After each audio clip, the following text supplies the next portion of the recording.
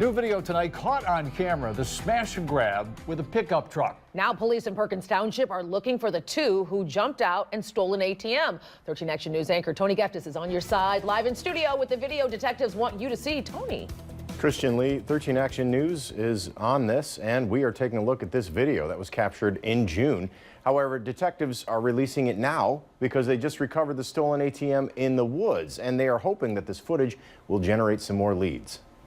A pickup with lumber sticking out of the truck bed backs into the foyer of a marijuana dispensary, smashing the glass. Moments later, the driver pulls forward and backs up again, this time crashing the truck through the entire glass wall. So no marijuana, no dispensary products of any type were disturbed, touched, or stolen. The breaking and entering happened at Ascend Dispensary on the 6000 block of Milan Road outside Sandusky. This video was captured last June at 4:05 in the morning. It goes on to show two people who jump out of the truck and steal the ATM. So we believe by getting these video and these pictures out there, somebody should be able to pretty quickly, easily identify that vehicle and possibly who our suspects are. Perkins Township Police are just now releasing this footage because last week someone spotted the ATM a few miles away. It was along the 9800 block of State Route 13 in the woods, where it was no longer covered by brush due to recent snowfall. Apparently the couple normally walk their dog by this location quite frequently. They were able to ascertain and tell us that